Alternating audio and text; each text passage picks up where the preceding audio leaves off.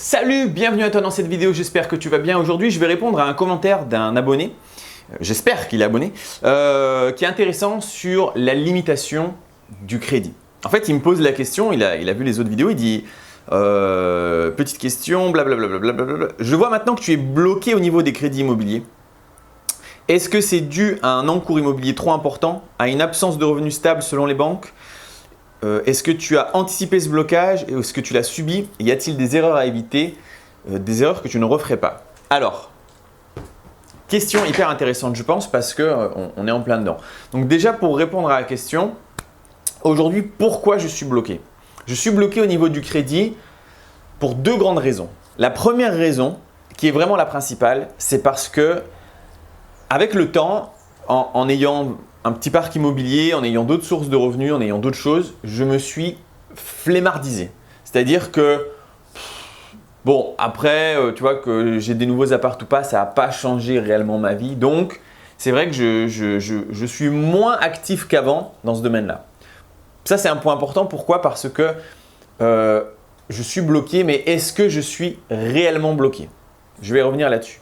Et la deuxième raison, c'est qu'effectivement, oui, je suis bloqué dans une majorité de cas pour les raisons suivantes.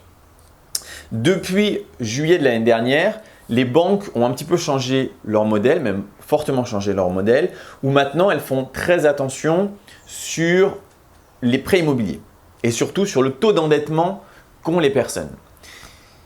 Il faut comprendre qu'il y a eu un changement. Avant, on avait le calcul du taux d'endettement de la manière suivante. On disait on peut te prêter 33% de ton salaire. En fait, on peut te prêter une somme, peu importe la somme, tant que ça ne dépasse pas un remboursement de mensualité qui est à hauteur de 33% de ce que tu gagnes.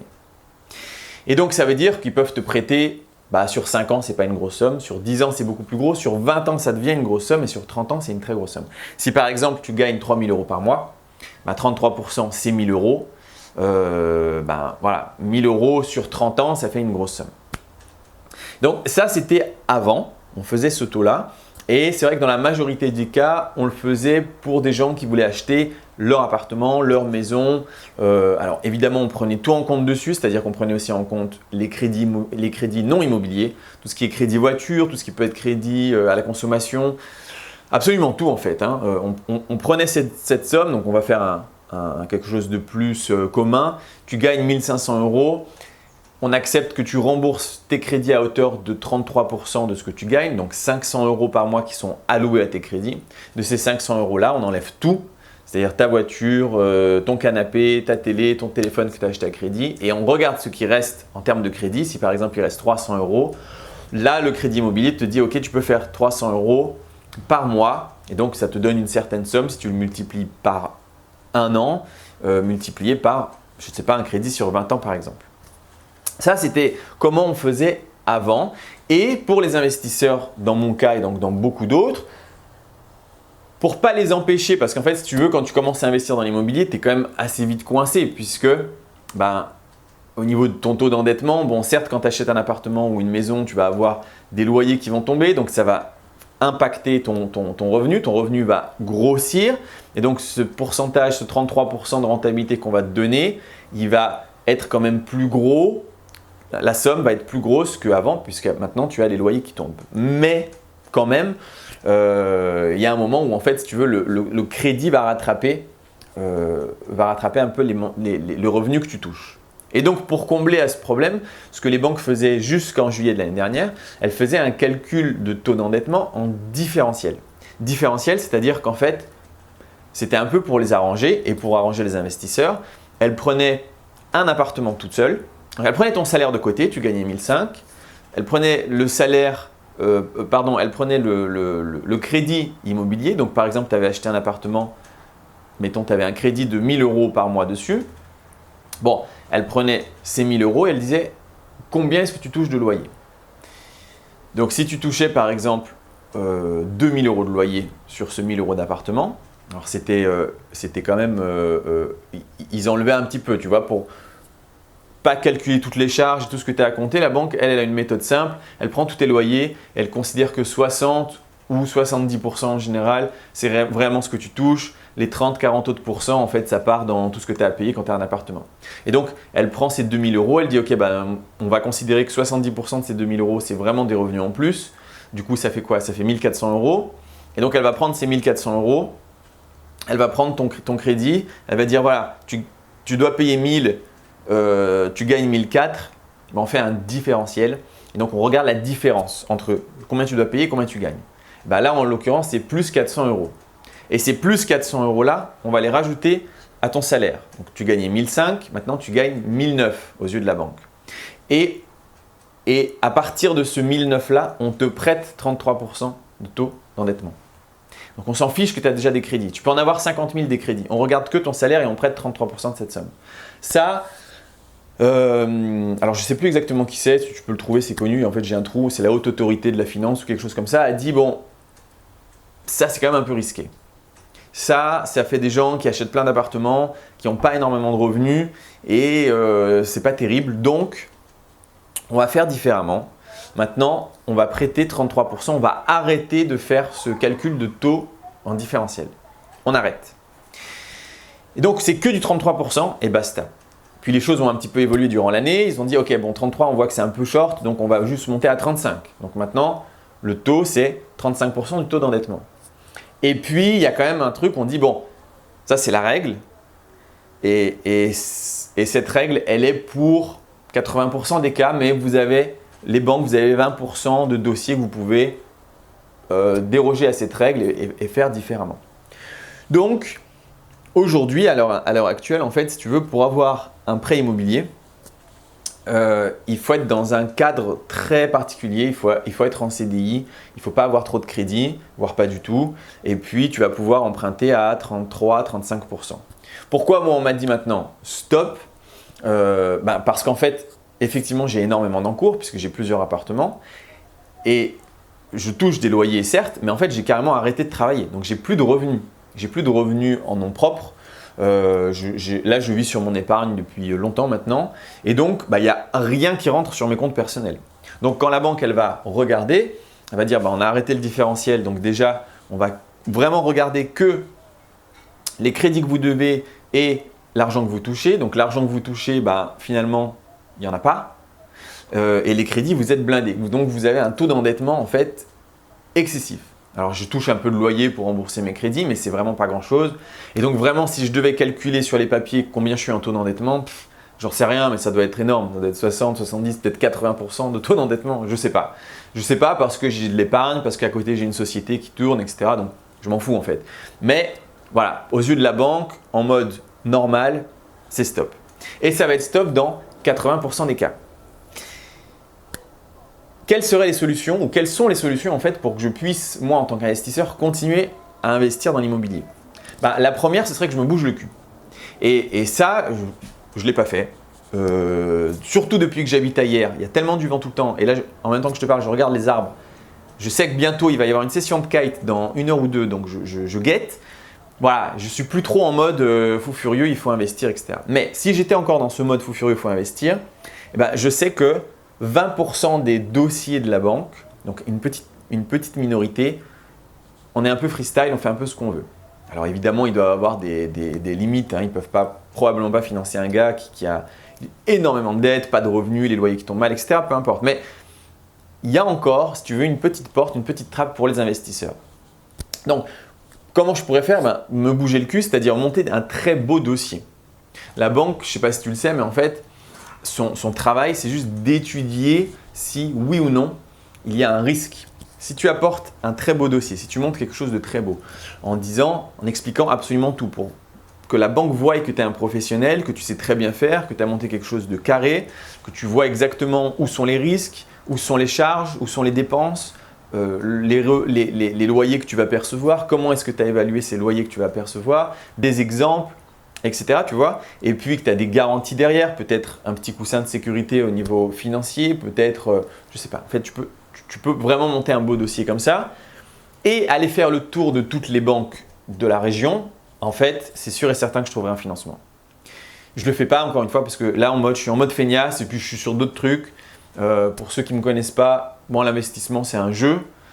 C'est juste, je m'amuse le matin avec et donc en ce moment, ça ne m'amuse pas trop de faire de l'immobilier. Ce qui m'amuse plus, c'est faire les vannes, c'est de faire un peu la chaîne YouTube. Donc voilà, je ne suis pas spécialement dedans. Mais ça pourrait être une solution. Quelle autre solution on peut avoir dans ces cas-là? Il y en a une deuxième. Je l'ai dit tout à l'heure, en fait, c'est que moi, en tant qu'individu, on ne me prête plus. En réalité, ça m'arrange parce que moi, en tant qu'individu, j'ai plus envie d'emprunter pour des raisons fiscales. Parce qu'au début, c'est intéressant d'acheter en nom propre et puis très vite, c'est beaucoup moins intéressant. Il faut se diriger vers une structure type SCI, SAS, SARL. Et cette structure-là, c'est elle qui va emprunter.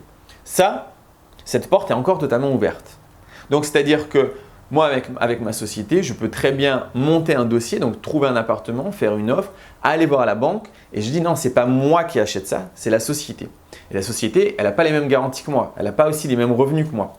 Je suis quelqu'un de différent, même si en tout début, il ne faut pas rêver, si tu crées une société qui ne fait pas vraiment d'activité, on ne va pas regarder la société, on va regarder le gérant, le propriétaire de la société, donc ça va être toi. Et on va quand même dire, voilà, en fait, tes revenus, c'est ça, et on va quand même faire un dossier sur toi. Mais au bout de quelques années, quand ta société elle tourne, qu'elle a ses revenus, en fait, toi, tu vas être moins intéressant et le crédit va être mis sur la tête de la société. Donc, ça, c'est une solution. Acheter en société, c'est totalement une solution. Probablement, je le ferai d'ailleurs prochainement, même si je suis sûr, j'en parlerai, mais je suis sur de l'aménagement très alternatif en ce moment. Donc, appart vraiment classique, on verra, mais c'est peu probable. Ça me fait moins vibrer en ce moment. J'ai autre chose, mais prochainement, je vais acheter un terrain, je vais mettre des logements alternatifs dessus. Ça va être cool. Et ça, je vais le faire avec la société, idéalement à crédit. Donc ça, c'est une autre solution. Si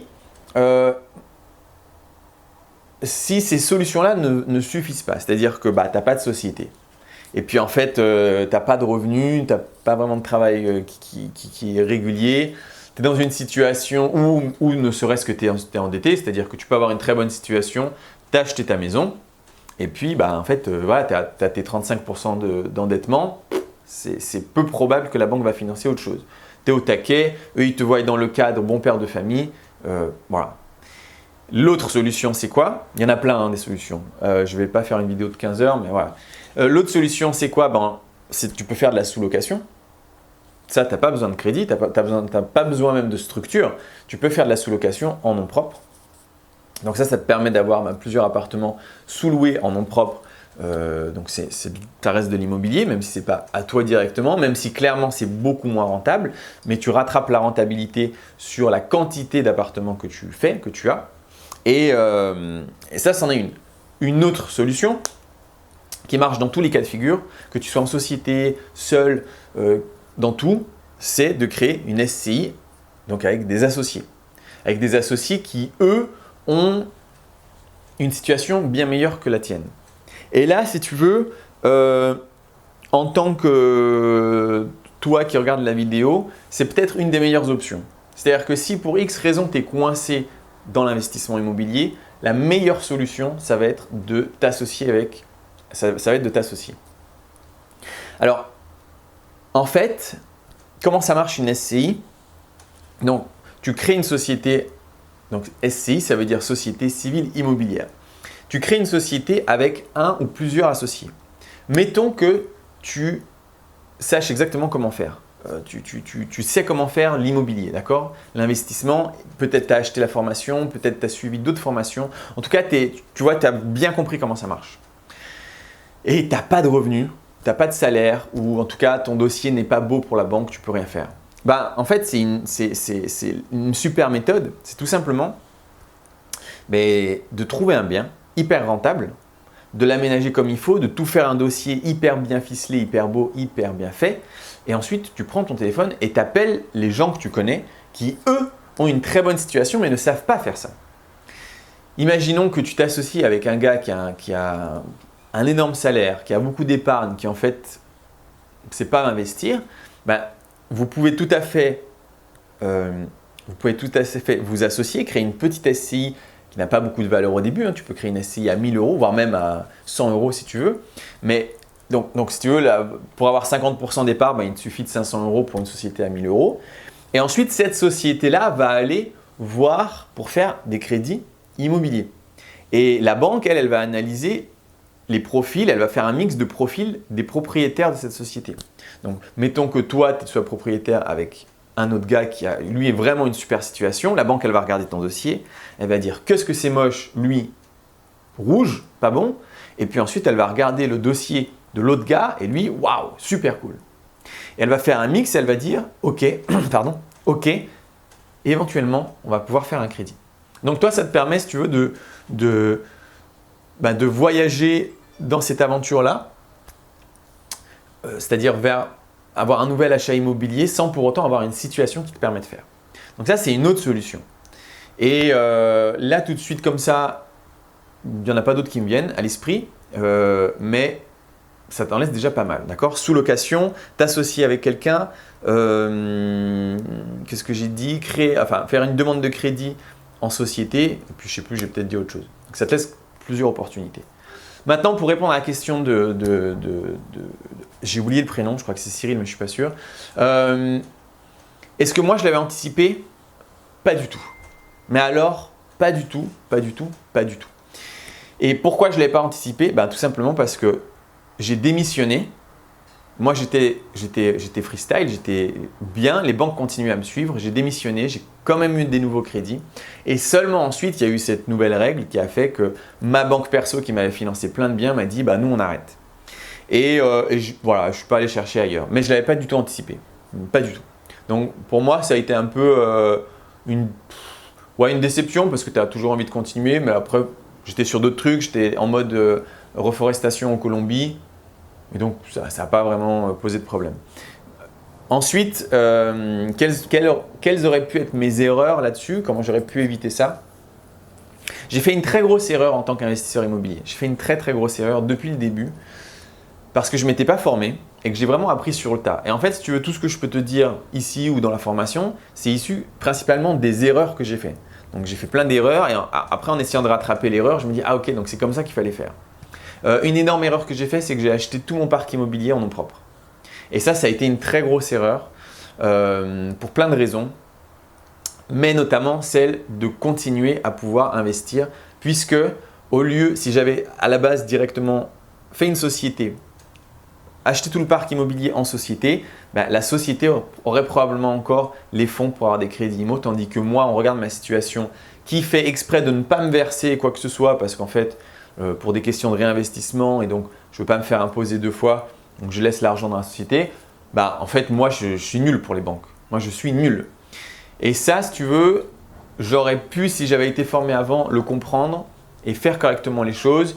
Il y a des choses qu'il faut faire, des choses qu'il ne faut pas faire et c'est vrai que quand tu n'es pas du tout formé, tu apprends sur le tas et c'est dommage. Donc là, c'est une invitation pour toi, surtout aujourd'hui où l'erreur n'est plus trop permise, de te former.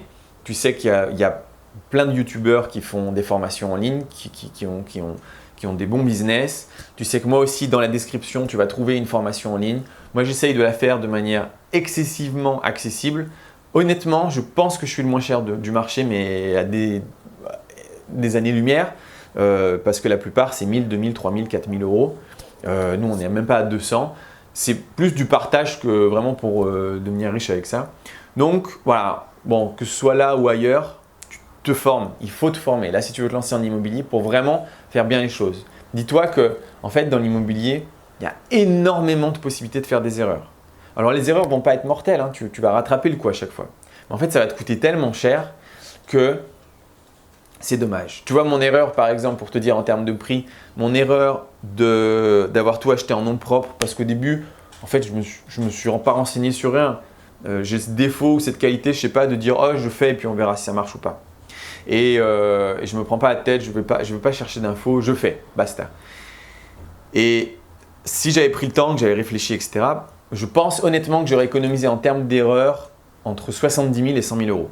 Je pense que c'est ça les erreurs que ça m'a coûté, avec plein de choses différentes, que ce soit fiscalité, que ce soit erreur dans les travaux, voilà, plein de choses. Je pense que j'ai un bon 100 000 euros d'erreurs. Donc voilà, c'est dommage de faire ça. Essaye de te former pour éviter de faire les mêmes bêtises que moi. Et puis voilà, je pense que je vais arrêter pour aujourd'hui pour cette vidéo et on se retrouve la prochaine fois. Ciao!